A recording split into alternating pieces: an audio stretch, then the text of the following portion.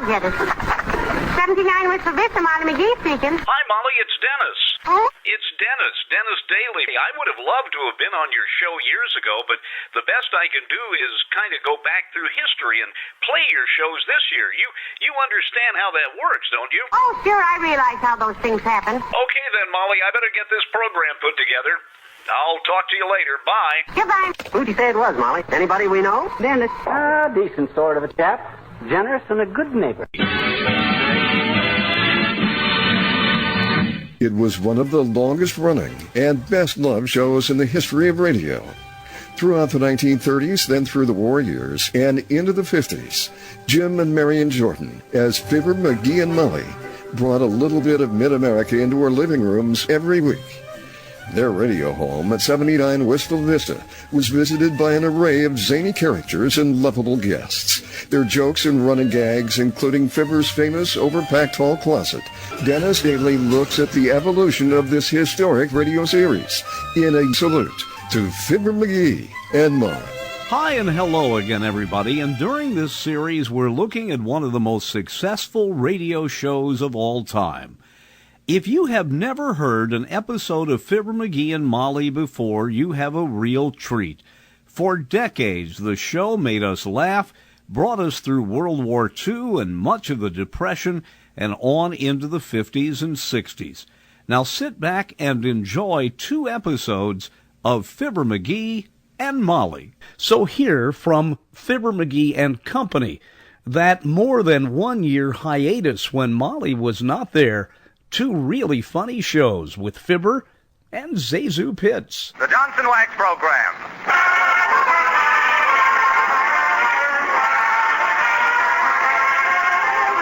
The makers of Johnson's Wax and Johnson's Self-Polishing Glow Coat present FIBBER McGee and Company, with Jim Jordan as Fibber, Donald Novis as himself, the Four Notes as the quartet, Zazu Pitts as our special guest, and Billy Mills Orchestra as they open the show with Life Begins When You're in Love.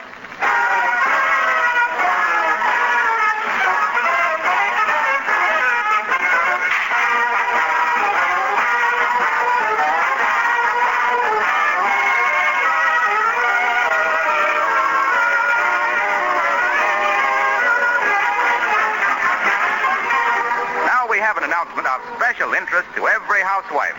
Here's a real bargain offer for you. By acting at once, you can buy Johnson's Wax and Johnson's Self-Polishing Glow Coat in big giant-sized cans for the same price you usually pay for the regular pound and pint sizes. Now, when you buy these giant-sized cans, you'll get 1/3 more wax or glow coat for your money. This offer is made for a limited time only. When the present supply of giant-sized cans is gone, there won't be any more. So go to your dealer the first thing tomorrow morning. Buy several cans of Johnson's Wax and Johnson's Self-Polishing Glow Coat while you can get them at a money-saving price. During spring cleaning, you'll want plenty of wax and glow coat in the house, so don't delay. Get your supply of Johnson's Wax and Johnson's Self-Polishing Glow Coat tomorrow without fail. Ask your dealer for the special giant-size cans and get a pint and 1/3 or a pound and 1/3 for the same price you usually pay for 1 pint or 1 pound.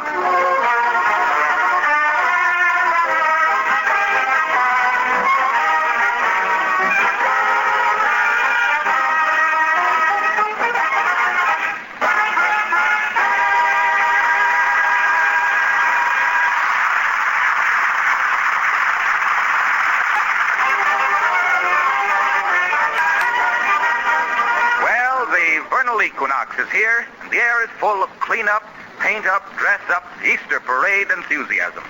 So, in the spirit of general refurbishing, our hero is getting his spring haircut. And here, waiting his turn in the Wistful Vista tonsorial parlors, we find FIBBER Goldilocks McGee.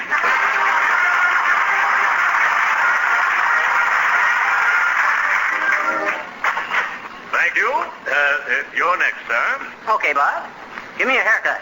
Yes, sir. Shall I go right ahead, or do you want an estimate first? Well, I did let it get a little long at that. I guess my hair grows fast because I got such a fertile brain. You're a new barber here, ain't you? Yes, sir. I used to have a shop in the South Seas at Waikiki. Oh, a beachcomber. No, just a Hawaiian clipper. Oh, your hair's getting a little thin on top, isn't it? Oh, it ain't never no such a thing. There ain't a man in my whole family that ever went bald. Linen service. Anything today, Frank? Oh, yes. 2 dozen towels, 6 aprons, 10 bars of soap, and another carton of bear's grease dressing. And how you fixed for conversation? No, I guess not today. I still got 18 minutes of the European situation, 7 minutes of who'll win the pennant, and 4 minutes of will Roosevelt run for a 3rd term. How about 5 or 6 minutes of the weather ain't what it was when you were a kid? No, thanks, not today. Okay. Hey, what is this? 6 minutes of who'll win the pennant and weather and all stuff like that there. We barbers subscribe to a conversation service. Every day they supply us with 15 or 20 minutes of monologue with a few jokes. Enough to last 1 haircut and a shave. Hold still, you. I will. Take plenty off the top, Bud. What do you mean, plenty off the top? I'm just a barber, not a magician. You had plenty off the top when you came in here. Well, you mean you really think I'm losing my hair? Why, shucks, I ain't. Hello there, Frank. How long do I have to wait for a shampoo? I got a heavy day tonight and I want to smell good. Oh, hello there, Johnny. What you doing? Getting a fitting for a toupee? Oh, I ain't. I'm getting a little tired of being told I'm getting bald. Hey! I says, no, I ain't getting measured for a toupee. I don't need one. And even if I did, this is no climate for a convertible top.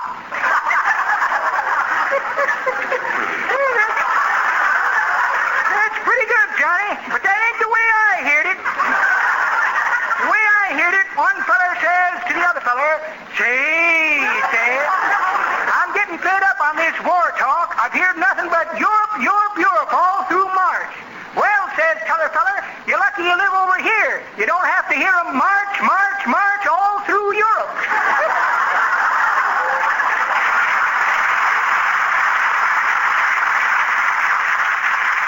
I want a manicure too, Frank. And if you hear bells ringing tonight, it ain't the curfew. That's me kicking the gong around.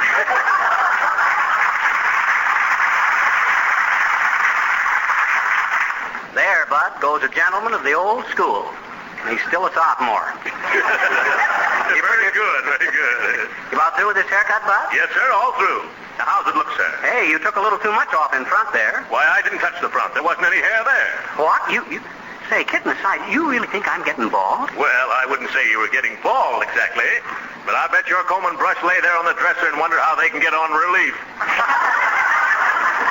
That'll be 90 cents, please. What, 90 cents for a haircut? Yes, sir. 75 for the haircut and 15 for a tip. Thank you. 90 cents. That guy's running the wrong kind of a clip joint. Hey, I wonder if I am losing my hair. Hello there, Fibber. What are you looking so worried about? Oh, the barber just told me I was getting bald, Bill. You think I am, Billy? Well, frankly, I do, Fibber. I was telling Don Novus yesterday that your face looked a lot lower than it used to. Oh, yeah? Oh, how about you? That shiny dome of yours that aroused awful maternal feeling in an ostrich.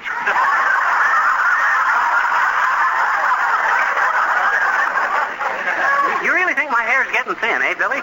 Gee, I hope I don't get as bald as you. Oh, it doesn't bother me, Fibber. It's a sign of mental activity. There's no grass on a racetrack, you know. Oh, yeah. Your scalp certainly got the runaround, didn't it? Well, go ahead, Billy. Folks, Don Nova's singing I Kiss Your Hand, Madame.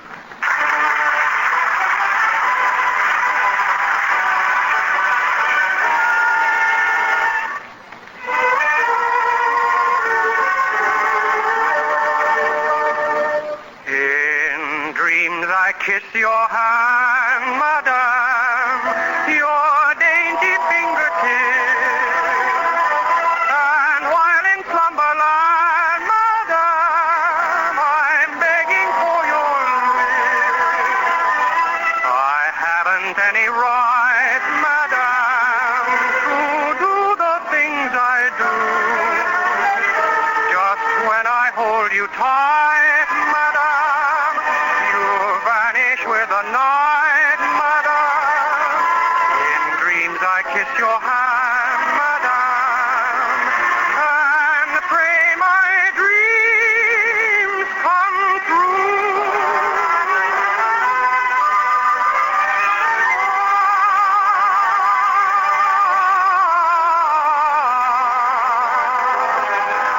And while in slumberland, madame, I'm begging for your lips.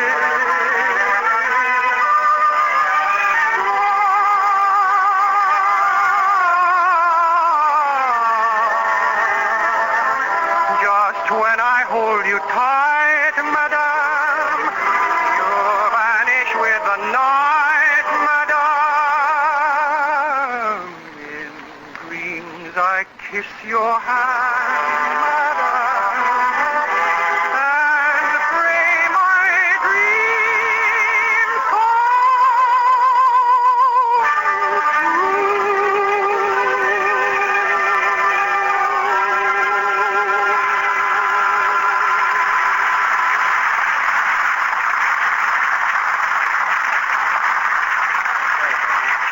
Don, that was simply marvelous. It was great.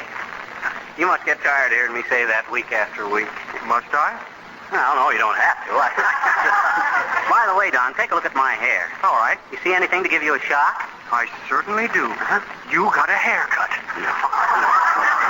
You think I'm beginning to lose my hair? Well, I was just talking to Billy about that, and I said that people with wavy hair weren't so apt to get bald. And what'd he say? He said your hair was waving all right, waving goodbye. Well, see you later, Baldy. Baldy. If I can't get a little decent respect around here, Oh, there. Oh. Hey, buddy. Buddy, are you FIBBER McGEE? You betcha, Bud. Where'd you get all the horses? I just drove them in from Washington, D.C. Your congressman sent them to you. Hey, why's my congressman sending me a herd of horses? He said you wrote him a letter and asked him to send you a bunch of steeds. I didn't say steeds. I said seeds. Oh, I'm sorry.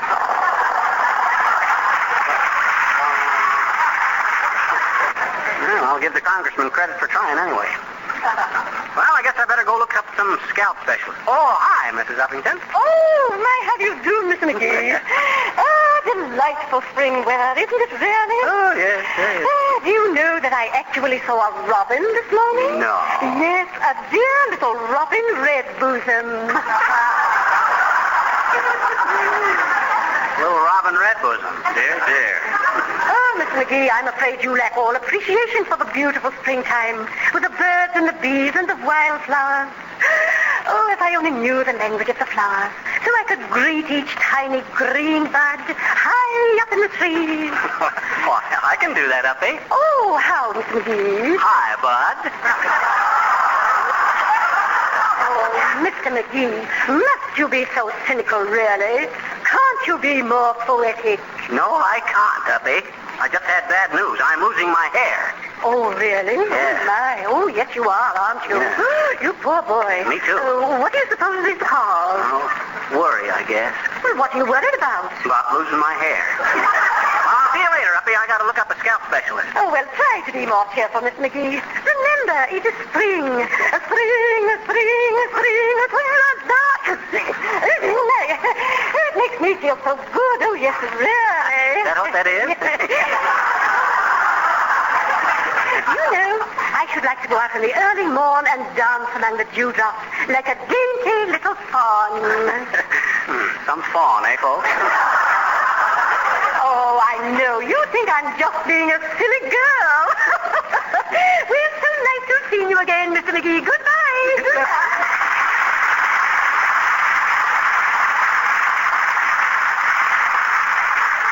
She cares about me going bald. Springtime. Blah. Say, Doc. Huh? Excuse me. But did I hear you say you was getting bald? Yes, you did, Bud. Why? You a scalp specialist? No, I'm a tattoo artist. Now, how about me tattooing a little sentiment on your bald spot? Kind of an epitaph, kind of. You mean hair today and gone tomorrow? Something like that there? Yeah. But how about I tried 100 tonics, but I couldn't save my hair. Now my head is just like heaven, because there's no parting there.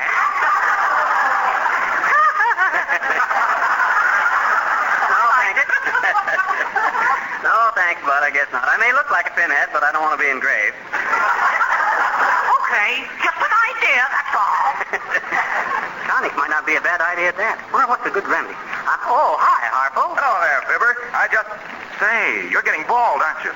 You think I am? Well, I sure do. When I walked up behind you just now, I could see you were frowning before you even turned around.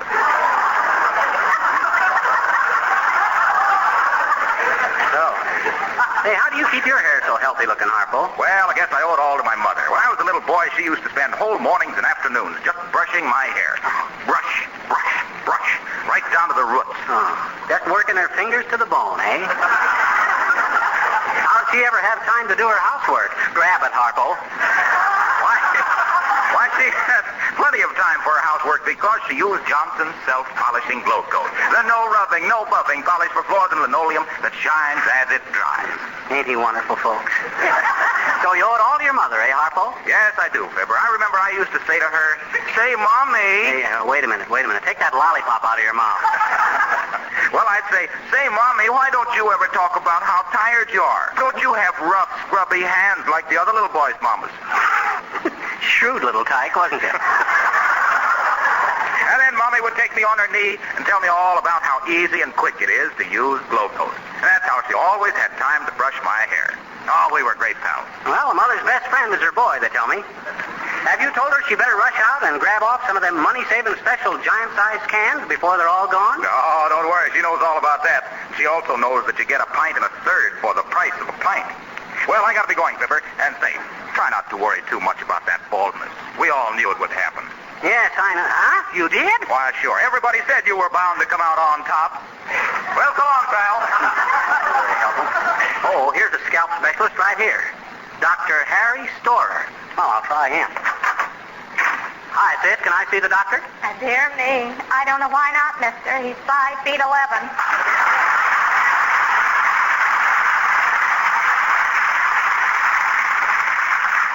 Yes, it's her again, folks. Mrs. Asa Pitt. Well, tell the doc I'd like to see him, will you, sis? You better just sit down a while, mister. Doctor's busy in his laboratory right now. Oh, he is, eh? What's he working on? Trying to develop a skeleton key for a scalp lock? No, he's experimenting on wiring a toupee for sound. He wants to see if a cowlick can move. My, you're getting pretty bald, aren't you, mister? Yeah, I'm afraid so, sis. I hope the doc can do something about it. You a registered nurse? Well, I'm a nurse, but dear me, even though there's dozens of men in here every day, I don't seem to have registered yet. Oh, don't worry, sis. As the Bureau of Identification says to the burglar, someday your prince will come. Wow. You like nursing? Oh, yes, I certainly do. I always said if I went into nursing, I'd want to reach the highest place in my profession. And here I am, assistant to a scalp doctor. But how come you choose this particular branch of the profession? Oh, you know how it is with a young girl. We just get such romantic ideas. You expect to find romance in here? Well, it narrows the field, mister. Very few women get bald. But I suspect you won't find no dream man, sis, unless you're looking for one that's thick in the middle and thin on top. Oh, we don't have to be built to specifications, mister. I'll just take one out of stock.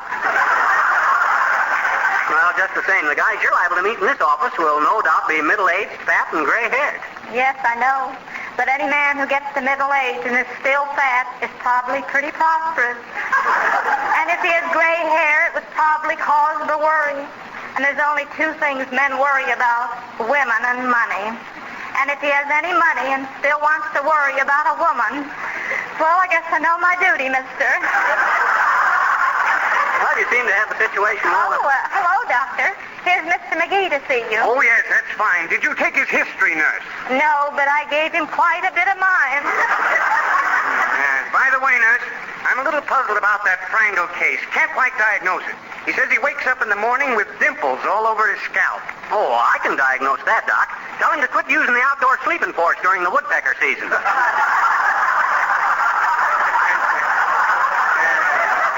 Very amusing. I see you're suffering from alopecia areata yourself. Yeah, who? You think you can do something for me, Doc? I ain't hopeless, am I? Not with my system, my boy. We can grow hair on a football helmet. Let me see now. I think your case calls for Formula 27. It's an old Indian remedy for baldness. Oh, well, that's my chief worry. That's it. Here we are. Take this tonic home with you, McGee, and these tweezers. Tweezers? What's them for? This tonic is so efficient it grows eyebrows on the bottle. Use it liberally, but only on the scalp, remember. Yeah? One of my patients, a radio actor, spilled some in his bathroom the other day with tragic results. Oh, what'd he do? Grow a mustache on the wash bowl? No, he spilled a few drops in the bathtub, and now I'm afraid he's definitely typed as an actor. Oh, how so come, Doc? Well, you understand when I say he's now playing the part of a polar bear on a certain Sunday evening program. Well, much obliged, Doc. I'll run right home and apply some of this stuff. The sooner the better. Good day. Good day, Doc. And goodbye to you, sis. I'll see you again when I come back to report on the treatment. Well, I'll be here, mister, sitting here dreaming my dreams about living in a beautiful penthouse with a man I love. Well, and who is the man you love, sis? Any man who has a beautiful penthouse. Goodbye, mister. That rat, who's that? I want to get busy and try this hair restorer. Come in. Oh, hello there, Peter. Oh, hi, Nick. Peter, what is this I'm hearing about your hair doing a strip skis on your training, Mom? Or am I labeling under a Miss Apple Dumpling? No, that's right, Nick. I never noticed it myself till everybody started telling me. I thought it was okay, but you know how it is. Appearances are deceiving. There is smartly more of a truth in a poultry in that, Peter. It is like little stories I'm reading last night. Uh-oh. Well, tell me some other time, Nick. I'm kind of anxious to try this hair tonic. Well, sir, it was being one of the funniest little anecdotes. Anecdotes. I stand connected. One of the cutest little stories I'm ever reading, which the name of it is being called Ferdinand the Cow. That was the bull. Who cares? I liked it anyway. Well, sir, this little Ferdinand was a pretty little Spanish boy cow, and there was nothing he would not rather do than something else than sit down and sniffle at a bunch of flowers, such as chrysanthemums, tiger lulus, gardenias, and nasty spheruses or something. Yes, I know, Dick. He didn't run and play like the other little bulls. It worried his mother, too, didn't it? Sure. A little bit. But if he wanted to sit and make his nose gay with a flower, it was perfectly okay with her, I'm thinking. Well, sir, one summer's day, there is coming to the farm a bunch of squidgies who are being talent scouts for a bullfight. You grab me? I'm familiar with the story, Nick, so don't... Just as they are signing up a couple of the bulls for the World Series bullfights, little Ferdinand is trying to smell the flowers, and he's sitting down on a bumblebuzz, which is stinging him right on the conclusion of your story. You mean right on the end of his tail? Have it my way, Fisher. Anyway, he is so painful with his sting that he is acting like a very ferocious animal, and they are picking him out to fight at duels with a famous cuspidor. Toreador. There's toreadors, matadors, and picadors. Sure. Picador and walk don't run to the nearest exit. I know that. Well, sir, Peter, what is happening on the days of the fights will make your hair stand on its hind feet. They're bringing Ferdinand out, and he is standing there swishing his tail. Swish, swish. No, then he refused to fight. He just sat down and smelled the flowers that the women threw into the bull ring. Sure, and everybody is being very disgusted about the whole thing. The toreadors is tearing his hair, the matadors is wondering what is the matter, and the picadors is picking Ferdinand up and throwing him out on his rump roll.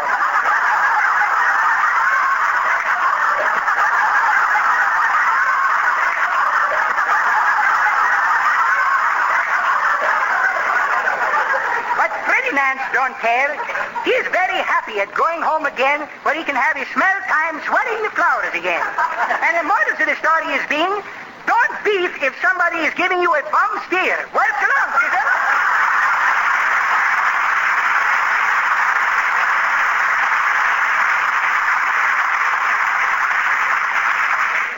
Thank goodness now I can go to work on this hair tonic. Whew.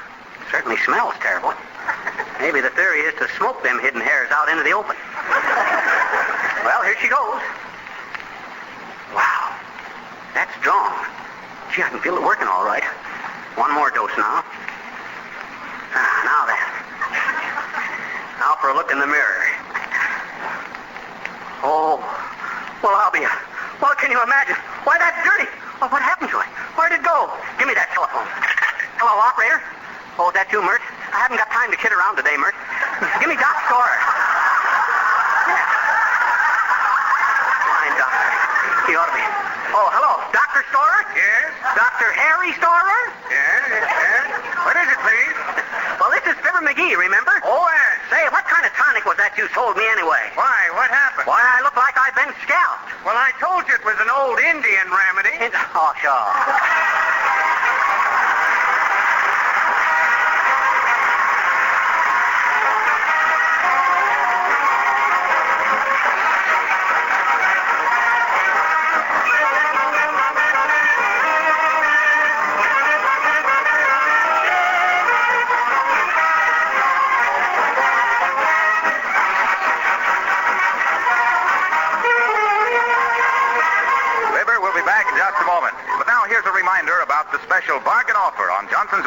Johnson Self-Polishing Glow Coat.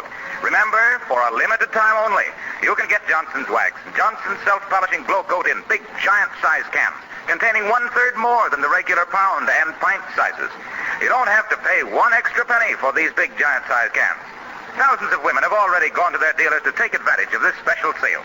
These giant-sized cans are going fast. You'll be money ahead if you get a supply of Johnson's Wax and Johnson's Self-Polishing Glow Coat while the giant-sized cans are still available. They're being featured now by hardware, grocery, paint, drug, and department stores. Ask your dealer tomorrow without fail for the giant-sized cans and get a pint and 1/3 or a pound and 1/3 for the regular price of 1 pint or 1 pound.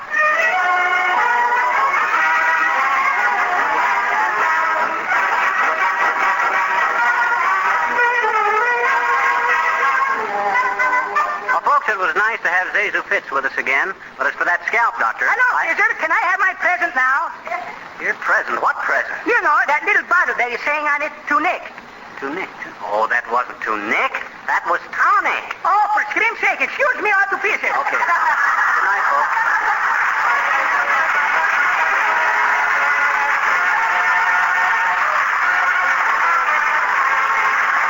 This is Carlo Wilcox, speaking for the makers of Johnson's Wax and Johnson's Self-Polishing Glow Coat, St. Pete, Wisconsin, inviting you all to be with us again next Tuesday night. Good night. Tonight's in Funny Old Hill is from Paris Honeymoon. FIBBER McGEE and Company were presented from Hollywood's Radio City. This is the National Broadcasting Company. You're listening to another in Dennis Daly's year-long series of salutes to one of the best-loved shows in the history of American radio, Fibber McGee and Molly. Now again, here's Dennis.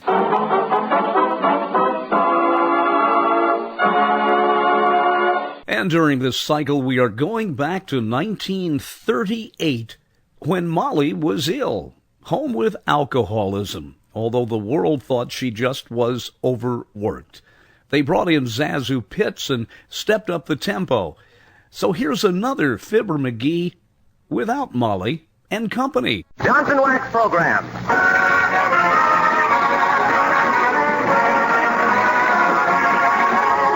The makers of Johnson's Wax and Johnson's Self-Polishing Glow Coat present Fibber McGee and Company with Jim Jordan as Fibber, Donald Novis, the Four Notes, and Billy Mills Orchestra. And tonight, we're delighted to welcome to this program the listeners to 27 stations of the Canadian Broadcasting Corporation. We open the show tonight with A Shine on Your Shoes.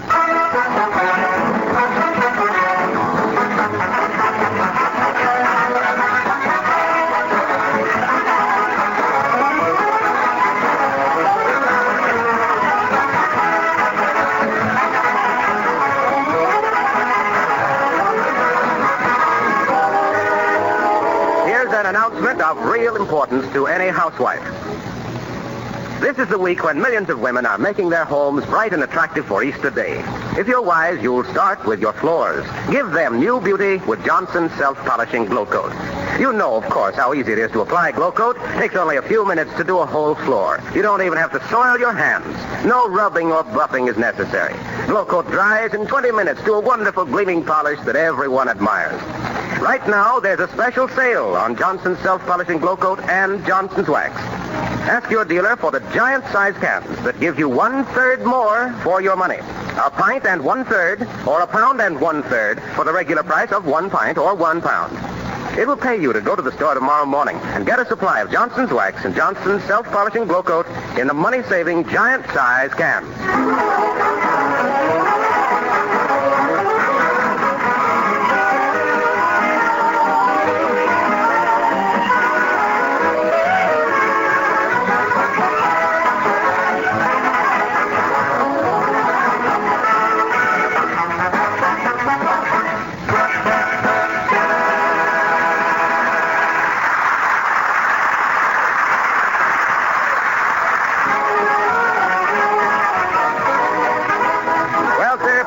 Contentment reign over the McGee menage today. Our hero has just had a good breakfast and is lingering over his second cup of coffee and the morning papers.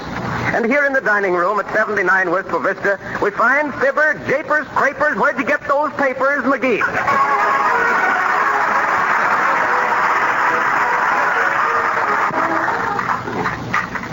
What's all this stuff about them college students swallowing live goldfish?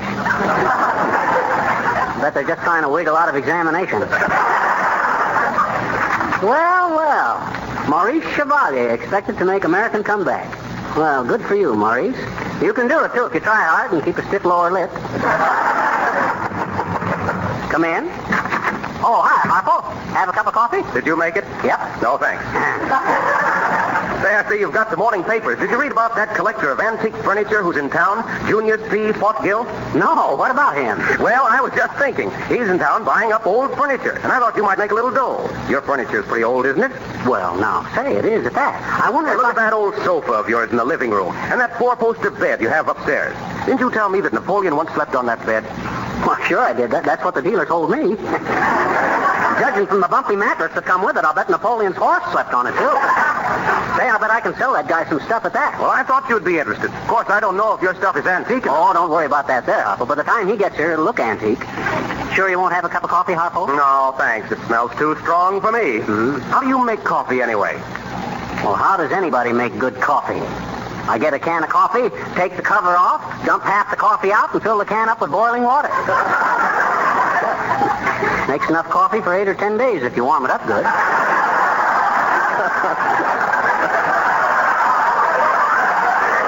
Well, what do you do with the coffee you have left? Throw it out or use it for fly spray? That's no good for that. I tried that, Harpo. It's no good for fly spray. It eats holes in the draperies. Well, thanks for tipping me off to Fothergill, Harpo. And say, if you're going past the hotel, you drop a hint to this antique collector Fothergill and guy and see if tell him I got a house full of antiques. I'll do that, Fibber. I owe you a favor for not insisting that I have a cup of that sheep dip. So long, pal. Well, now, let's see. Now, how can I make this furniture look antiquer than it is? I better scratch it up a little. Maybe shoot some wormholes into it with a shotgun. Boy, won't Molly be happy when she comes home and finds I got rid of all this old junk. That ain't Fothergill, folks. We ain't built up enough suspense yet. Come in. Hello there, Johnny. Want any fresh eggs today? No thanks, old-timer. Hey? I says, no, we don't want any eggs. Not on this show. We lay our own. Yeah, that's pretty good, Johnny. But that ain't the way I heard it. The way I heard it, one feller says to the other feller, "Gee," says, "I see where Jim Farley might run for vice president." "Is that so?" says t'other feller. "Vice president ain't much of a job for a feller like Farley, is it?" "No," says the first feller. "But if you start out as a mailman, you gotta expect to hold the bag." Sure you don't want any eggs, Johnny? I fed one of my hens on violets this week, and she laid some nice purple ones for Easter. No thanks. All righty.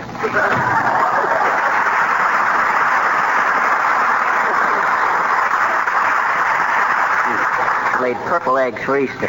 I wonder if she laid any for that old buzzard. He's got a face that would stop a cluck. Oh, well, let's see. Now, what was I going to do? Oh, yeah, see if I get this furniture ready. I'll bust the glass in that desk so it'll look a little older. That looks more antique. Tear the upholstery a little on this footstool.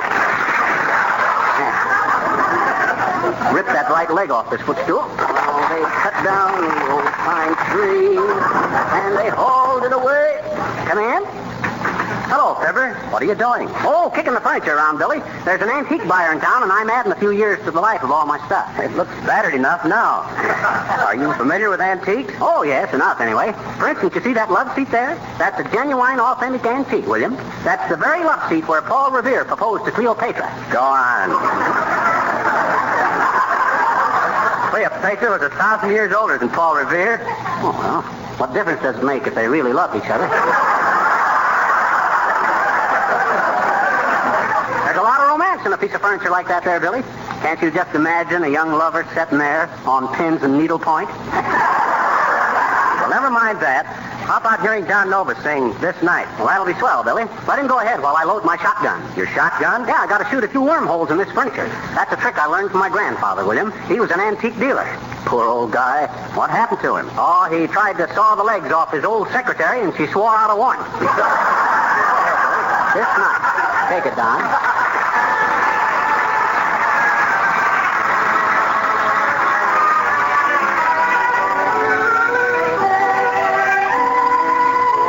This night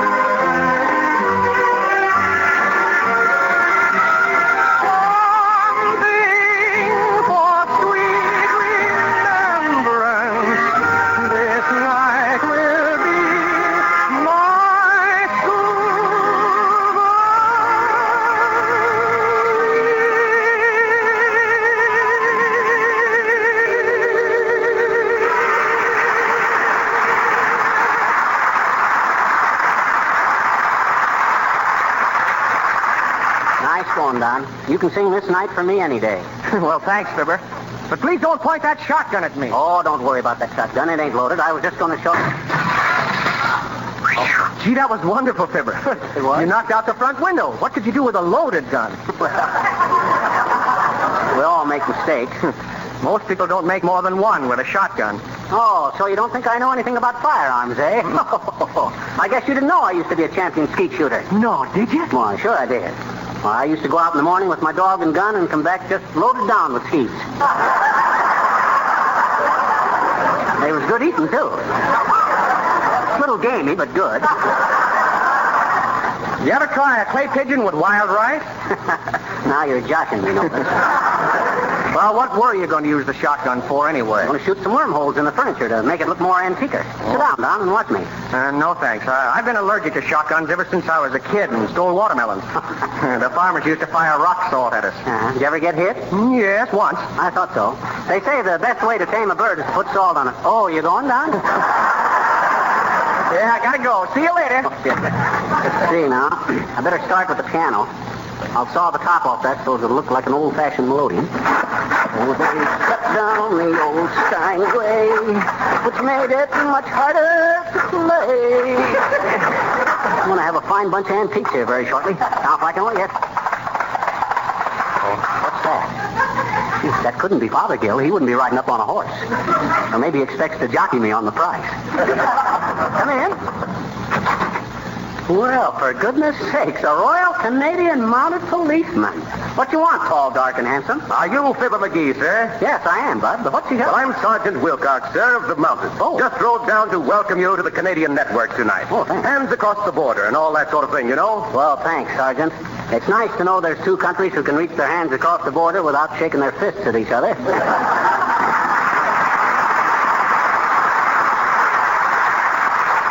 I certainly appreciate your coming in. Well, I'm delighted, sir. And may I ask what you're doing with the saw and hammer? I'm antiquing some furniture, Bud. Getting ready to sell some old stuff to a collector. Really? Yeah. Interesting lot of stuff. Say, those old manuscripts on the desk there should be worth a lot. May I see them? Why, a collection of old jokes, isn't it? Imagine anyone laughing at those old quips. Hey, put that down, Bud. That's our next week's program.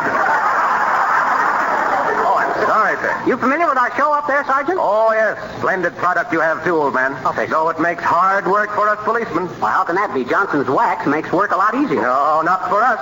Why, just last month, I trailed a criminal for 300 miles. Just as I was closing in on him, he walked through a house in Saskatchewan and disappeared. Disappeared? Is that Yes. that one? Yes. The owners of the house had used Johnson's wax, and we couldn't find a single fingerprint on the furniture or woodwork or a single footprint on the floor. Well, I suppose you heard about the special limited offer Johnson's Wax has on sale now. A giant-sized can, paste liquid with an extra third free. No, but I'll speak to Inspector McTavish about it. He's a rare one for a bargain. Inspector McTavish, eh? Wonder if he's the same one I worked with when I was a mounted policeman up there. Oh, were you a Mountie? Was I? You mean to say you never heard of me up there? Yeah. Why, shucks, Sergeant. I was once known from Vancouver to Quebec for my capers up there. Canadian Capers McGee, I was known as in them days. Canadian Capers McGee, the coolest, cleverest, crimson-coated cop who ever crept carefully through the keen, cutting cold to capture a crook, continually cantering across country to crack a conspiracy or keep constant control of criminals coming into Canada, and the continent's craftiest constable from Columbia's colossal trees to the colorful cabins of Lake Louise.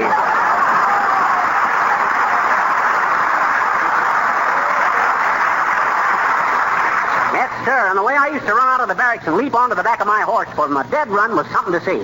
Hey, you got your horse outside there? Yes, sir. Tethered to the porch, sir. Well, open the door and I'll show you how I used to leap into the saddle. Well, I'd like to see it, sir. Well, here I go. Watch this.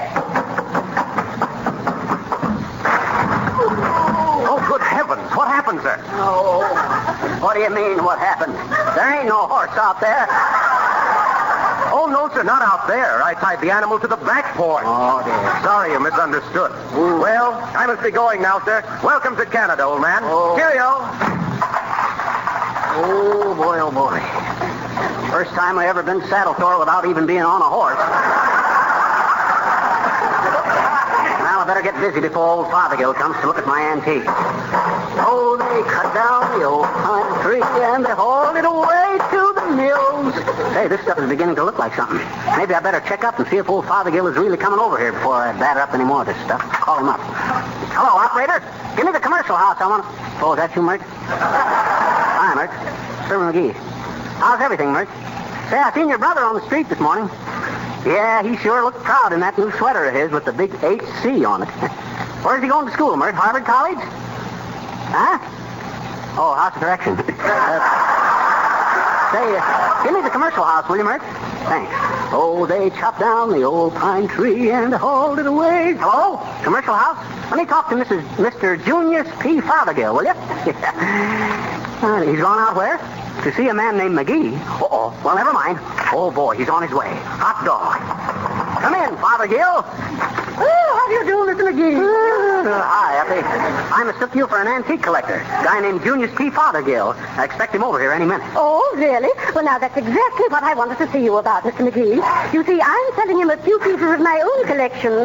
You know, the Uppington family is simply full of antiques.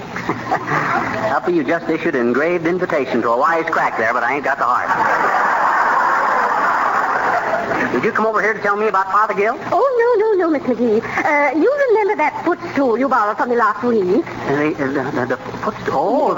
Oh, yes, the footstool. Shucks, I kind of forgot that was yours, Uppy. Oh, my, there it is. Yes, oh, good heavens, Mr. McGee. Why, you've ruined it. And that's been an Uppington heirloom for generations. Oh. Why, there hasn't been a heel in our family that hasn't rested on that footstool. Really, Mr. McGee, how could you? Oh, it wasn't hard. I just took the hammer and went to it. You just leave it to me, Uppy. I'll sell it for you for a lot more than you could. Oh, dear. Well, all right. I don't mean to be a silly girl about it, Mr. McGee, but I do hope you know what you're doing. Trust me, Uppy. I know my antiques. For instance, you see that little wooden clock up on the wall there? Oh, yes. Cuckoo, isn't it? Little, but it's cute. My great-great-grandfather made that clock, Uppy. Oh, really? Yeah, he was always tinkering with clocks. Made one for a friend of his once, a barber, and put a little hen into it instead of a cuckoo. And every morning the little door would fly open and the little hen would pop out and say, cut, cut, cut, cut, cut. And the barber would get up and go to work. Well, now, that's very interesting. But do you think Mr. Fothergill will be... Quiet, Uppy. I want to hear how that cuckoo clock sounds. It's going to strike. Cuckoo. Cuckoo. Well, imagine that. Wasn't that clever, Grandpa? He put a quartet in it. What you going to sing, kids? The Cuckoo and the Clock. Okay, give it the works.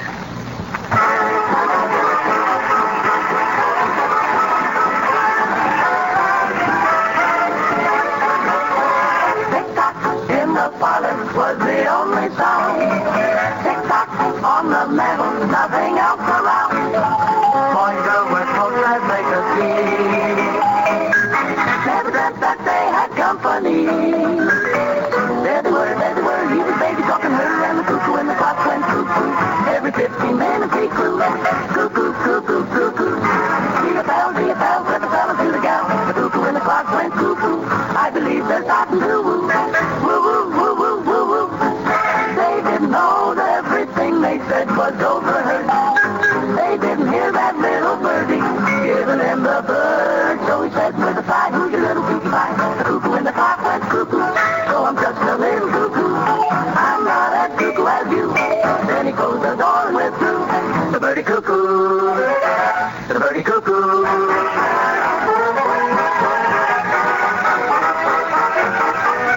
Every 15 minutes he crew.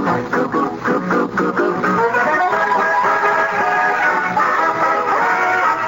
I believe they're starting to woo. Woo, woo, woo. They didn't know everything they said was overheard. They didn't hear that little birdie giving them the bird. He said with a sigh, who's peachy pie? The cuckoo and the clock went cuckoo. So I'm a little cuckoo. I'm not as cuckoo as you. Yeah, he closed the door. We're through cuckoo. Cuckoo. Cuckoo night.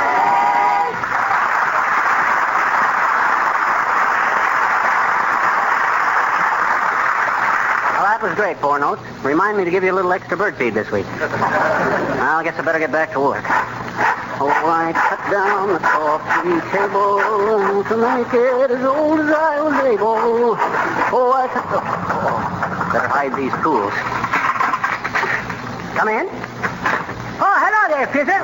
Why is your face being so full of perspiration? Well, I've been working, Nick. I've been aging my furniture. Want to sell it to a big antique collector. I don't mean to tell you.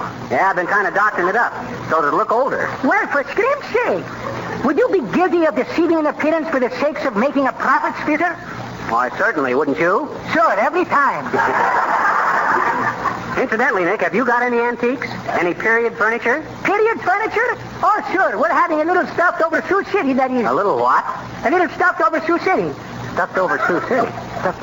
Oh, you mean an overstuffed Davenport. Stuffed over Sioux City. Sure. Well, I stand connected. I knew it as being someplace in Iowa, but this little stuffed over Davenport is being a nice thing, Fizzer. It has got upholstery with polka dots all over it. There has been enough periods in that one piece of the furniture to make a great... No. By period furniture, Nick, we mean, like William and Mary, and Hepplewhite, and Colonial, and Early American, Louis the 14th, and all stuff like that there. Oh, but I think that is all being a lot of saucy apples, Fizzer. If a chair is being a good place to sit on, what difference is it making whether it is William and Marion, Early Colloquial, Heppelpuss, or Lousy the 14th? I'm afraid you just don't appreciate nice things, Nick. Yes, it would be a nice thing if I appreciated nice things, but I haven't, so I don't. But speaking of the furniture, it is like I was saying to Mrs. DePopulis last night, when she is saying she would like to go downtown and buy a new ornamental rug. Oriental. Why not? Anyway, when she is saying that to me, I'm saying, listen, Mrs. DePopulis, I'm saying, while she is having the radio on very loud and listening to the Lone Range Finder. Listen, Mrs. DePopulis, I'm saying, and then she is turning the radios to hear Robert Cray. Robert Cray? Oh, you mean Bob Hope? Oh, well, Hope and Cray, what is the difference? Well, what did you tell Mrs. DePopulis about buying the Oriental rug? Nothing. Just then she's getting some pretty music by the Philadelphia Symphony Orchestra, and is marking me to be quiet with the rolling pin. So I guess I'll know when I'm well off to the drugstore to buy me some cigars. Well, it's long, Fizzer. Don't forget to come and see us sometime. Anytime you're dropping in, pass by.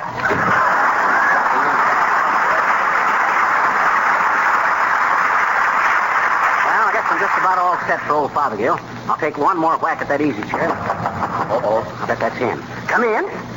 How do you do? You need any socks?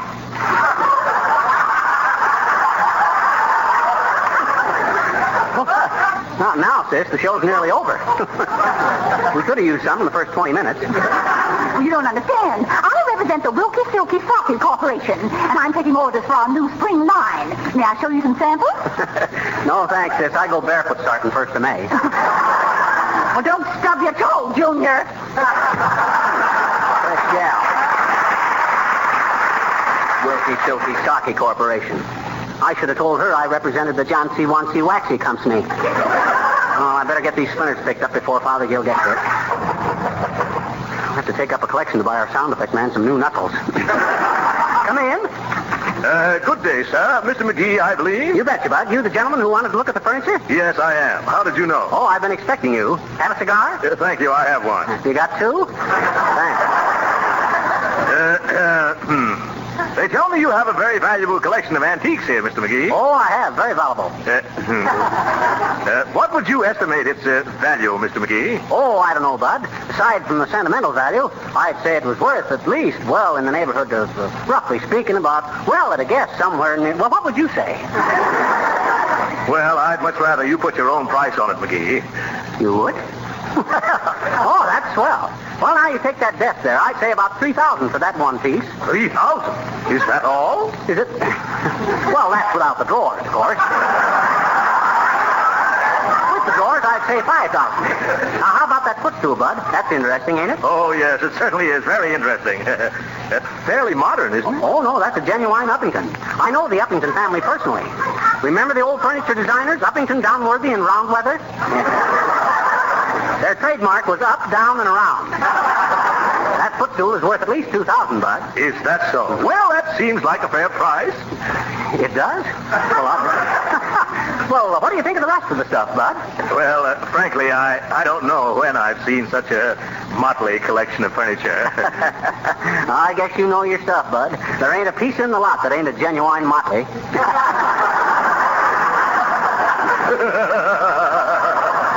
Yeah, that's very good. Or is it? Now, What value would you place on the entire lot, McGee? Oh, the whole mess, eh? Well, frankly, Bud, I'm making the estimate low on account of you seem to be a nice guy. Let's make it a fair and square $20,000. No, $25,000. That's it. That's my final figure. That's very fair. I'll settle for $25,000. Done. We better close the deal quick because this stuff is getting more antique every minute. Yes. Deal? What deal? Well, you're buying this stuff, ain't you? Buying it? Why, no. Who do you think I am? Ain't you Fothergill, the antique collector? No, I'm Wallaby, the tax assessor. The tax one.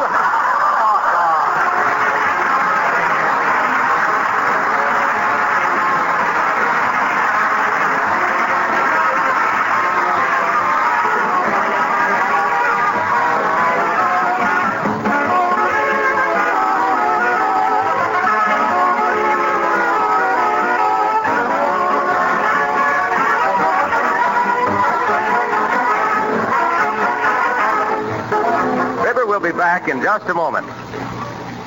We know that all you women are thinking about spring house cleaning, so it's a good time to remind you again of the special sale of Johnson's Wax and Johnson's Self-Polishing Glow Coat in giant-size cans that give you 1/3 more for your money. It's important that you make your home clean and attractive for spring, and that you protect your prized possessions from dirt and wear. Remember, it's very much to your advantage to buy Johnson's Wax and Johnson's Self-Polishing Glow Coat now, while you can get the special giant-size cans that contain 1 1/3 or 1 1/3 pounds, and yet cost no more than the regular pint or pound sizes. Now, if you can't go to your dealers, phone him in the morning and ask for the money-saving giant-size cans of Johnson's Wax and Johnson's Self-Polishing Glow Coat.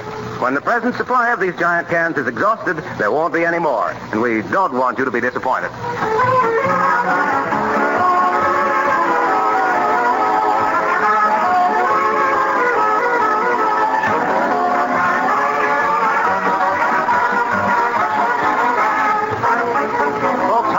Has already welcomed our new listeners tonight on the Canadian network, and I want to extend the welcome on behalf of our little company and myself. We hope our northern neighbors will enjoy our shows and will join us each Tuesday night from now on. Incidentally, our next week's broadcast is our 200th program for Johnson's Wax, and we're happy to announce that we'll have another visit from our old friend, Zazu Pitts. Good night, folks.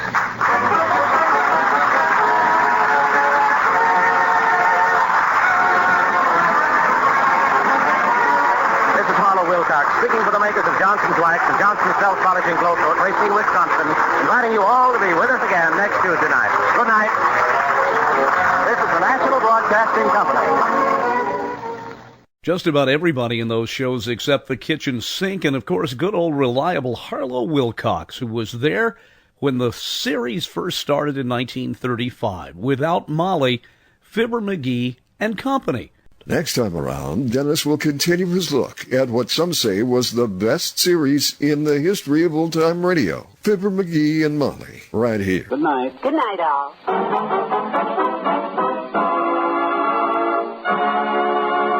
Morrison Bridge speaking.